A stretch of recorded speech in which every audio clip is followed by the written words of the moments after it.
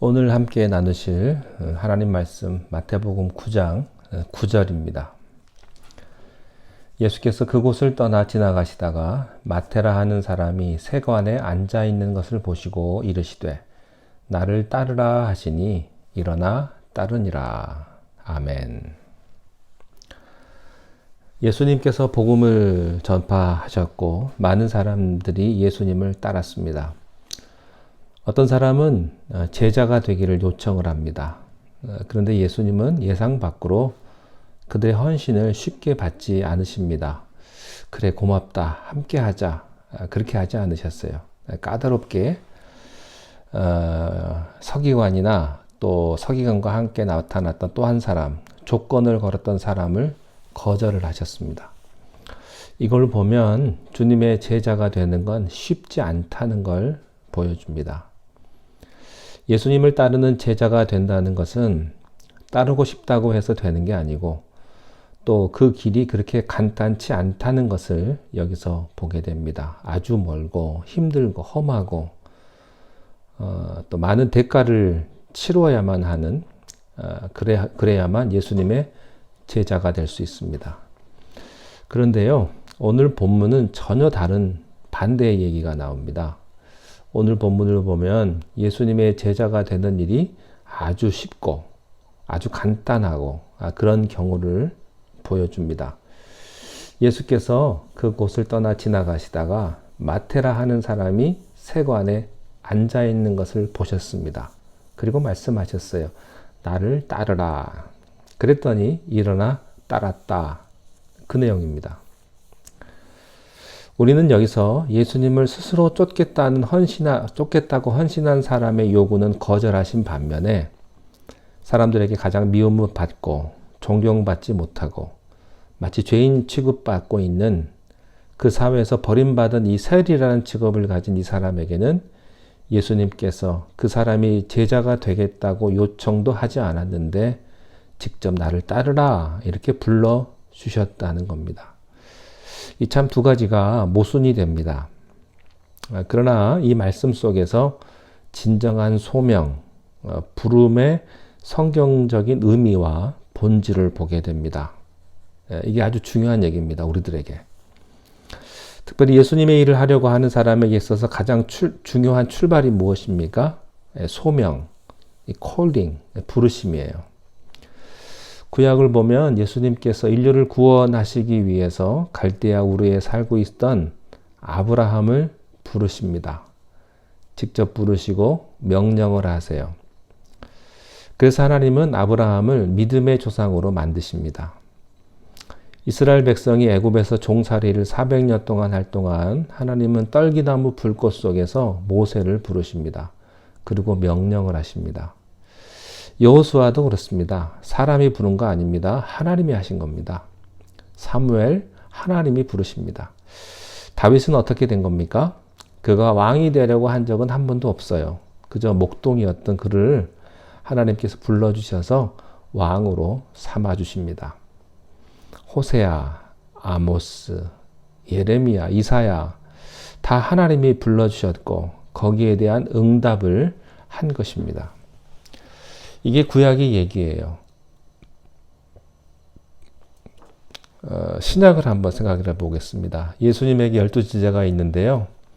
한 사람도 내가 하겠습니다 해서 제자가 된 사람은 한 사람도 없습니다. 다 주님이 불러주셨습니다.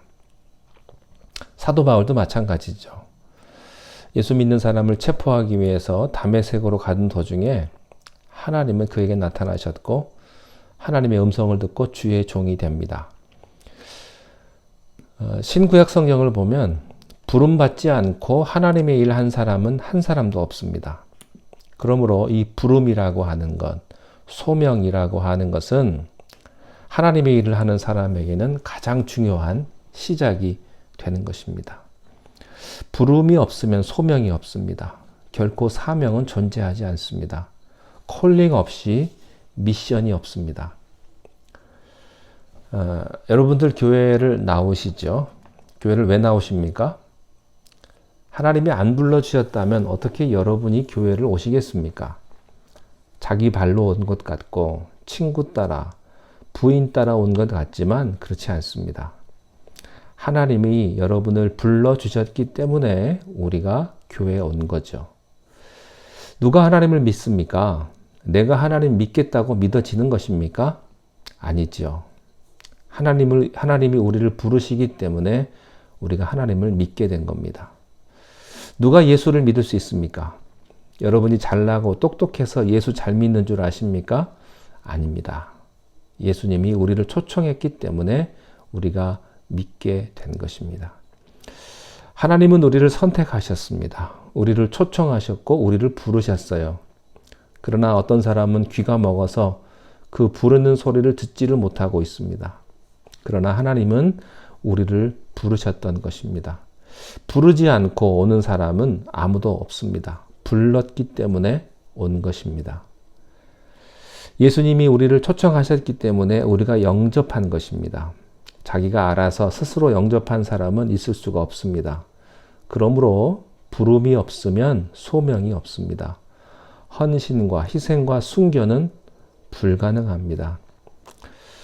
아니, 어떻게 손해볼 수 있습니까? 어떻게 오해받을 수 있겠어요? 아니, 어떻게 그렇게 억울한 일을 당할 수 있습니까? 소명이 없다면.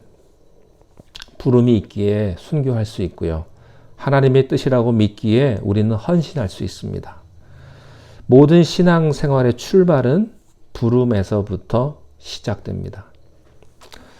오늘날 교회와 그리스도인의 많은 문제 중에 하나는요, 부르심을 확인하지 않은 채 주님의 일에 뛰어드는 것입니다. 우리 집이야 원래 기독교 집안이고 나는 어려서부터 교회를 다녔으니까 의식하지 않은 사이에 성경도 읽고 설교도 들었습니다. 찬송도 외웠습니다. 자동 케이스로 어디 회장도 하고 부회장도 합니다. 왕년에 그거 안 해본 사람이 있습니까? 다 해보죠. 그렇게 다니는 것입니다. 전도도 하고 봉사도 합니다. 그리고 헌금도 하고요. 헌신도 해요. 그렇게 10년, 20년, 30년쯤 가서 회의에 빠지는 것입니다. 이게 내가 뭐냐는 겁니다. 이렇게 믿는 것이 과연 뭐냐 하는 거예요. 이런 깊은 딜레마에 빠지는 것입니다. 내가 예수님 믿었으면 좀 잘 돼야 되지 않겠느냐. 그러나 결과가 나쁘다 말이죠. 내가 사업은 왜 이러는 것일까? 왜 나는 아픈가?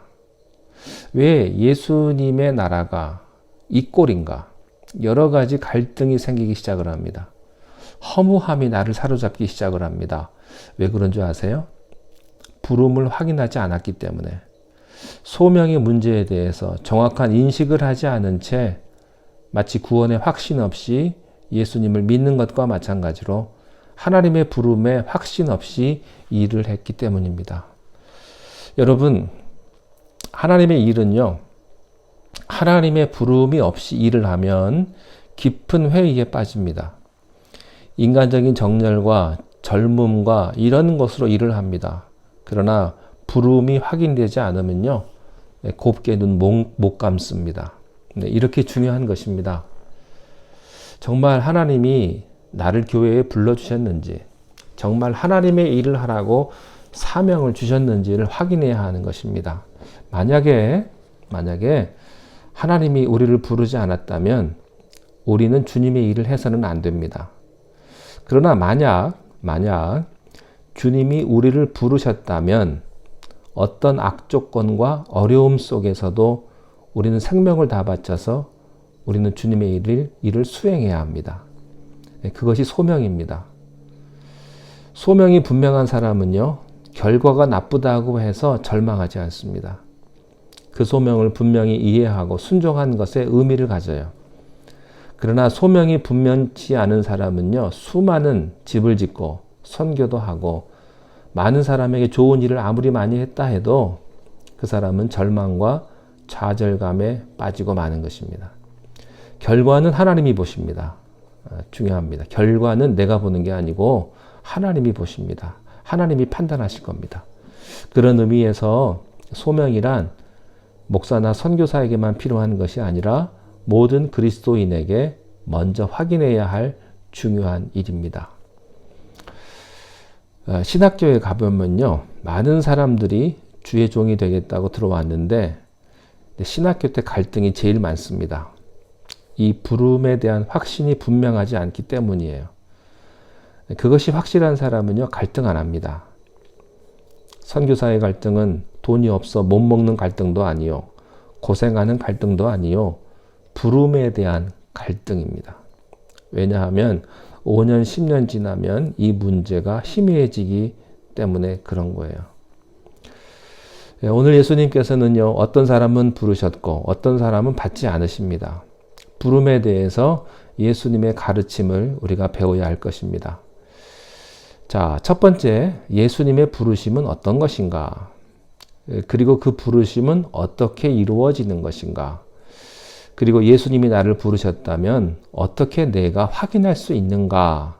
그 문제입니다. 오늘 구절을 보면요, 이 부르심, 소명이란 내가 하고 싶어서 하는 것이 아니라는 사실입니다. 부르심이란 내가 자청해서 가는 것이 아니라 부르는 사람의 부름이 있다는 것입니다. 요즘에 많은 사람들이요, 교회를 내 발로 내가 나왔다고, 예수님도 내가 믿었다고 스스로 생각을 하고, 헌신과 봉사도 자기의 시간과 돈과 재능을 가지고 한다는 생각을 하는 사람들이 많이 있는데, 이런 사람들은 반드시 실패하고 좌절감을 느끼게 될 것입니다. 왜냐하면요, 내가 하는 것이 아니고 주님이 하는 것이고, 신앙은 나의 일을 하는 것이 아니라 하나님의 일을 하는 것이기 때문입니다. 부름이란 구약에 있어서나 신약에 있어서나 하나님이 직접 하셨고 예수님이 직접 하신 것입니다.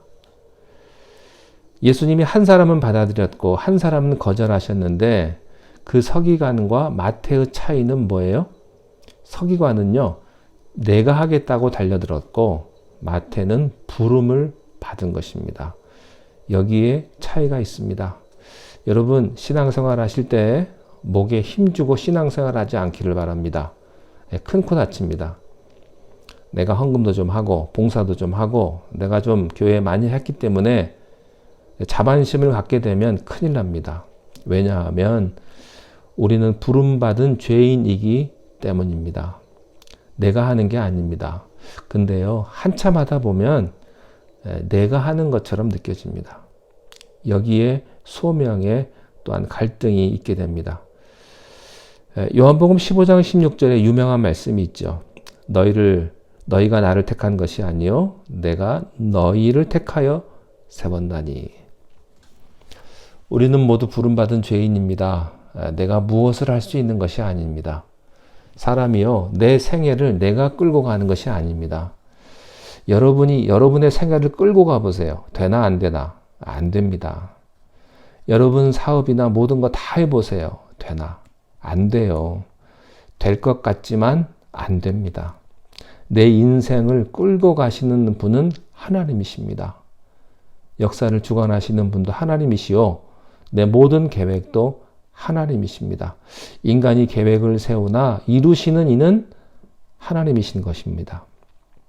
내가 하는 것이 아닙니다. 우리가 할 수 있는 것은요, 하나님의 뜻에 순종하느냐 안 하느냐입니다. 부름을 받았기 때문에 우리는 순종이 있어야 하고, 내가 하는 것이 아니기 때문에 거기에 겸손과 온유가 있어야 합니다. 바로 이것이 예수님의 모습이었던 것이죠. 겸손과 온유였습니다. 그래서요, 예수 믿는 사람들이 무슨 일을 하든지 화를 내면 안 됩니다. 여러분, 교회에서나 어디서 화내면서 뭐 교회를 한다, 짜증을 내면서 한다, 이것은 하나님께서 원하시는 방향하고는 전혀 맞지 않습니다. 여러분이 그것 때문에 화를 내고 신경질을 내고 싸우면요, 선을 이루지 못합니다. 왜냐하면 사람이 하는 일이 아닌데 사람이 하려고 하기 때문에 이런 문제들이 많이 얽히고 설키게 되는 것입니다. 여러분, 우리들은 다 하나님께서 불러주셔서 주님의 교회로 부름받은 사람들의 그런 하나님의 나라에 우리가 들어왔습니다. 내가 온 거 아닙니다. 여러분, 부르심을 확인할 수 있기를 바랍니다. 여러분 모두는 이곳으로, 우리 발레옥 교회로 하나님이 부르셨어요. 우리는 여기에서 하나님 말씀에 순종하며 무슨 일을 하든 겸손과 온유함으로 주님 앞에 순종할 수 있는 여러분들 되시기를 바랍니다. 기도하겠습니다. 하나님 아버지, 죄인된 우리를 불러주시고 우리를 하나님의 일꾼으로 하나님의 자녀로 세워주셨습니다. 하나님의 공동체 안에서 하늘나라를 경험하며 천국을 경험하는 귀한 믿음 생활할 수 있도록 우리를 축복하여 주시옵소서. 우리가 계획을 세우고 우리가 행하는 것 같지만 이루시고 또 열매를 맺게 하시는 분은 여호와 하나님이신 줄로 믿습니다. 우리는 그저 주님 말씀에 순종함으로 주님 앞에 영광을 돌려드리는 하나님의 자녀로서의 삶을 우리 모두가 살아갈 수 있도록 인도하여 주옵소서. 다시 한번 부르심을 확인하게 하시고 다시 한번 주의 뜻에 순종하며 또한 겸손과 온유가 우리에게 있는가를 다시 한번 확인할 수 있는 그런 하루가 되게 우리의 삶을 인도하여 주옵소서. 모든 것 감사하옵고 우리 주 예수님의 이름으로 기도하옵나이다. 아멘.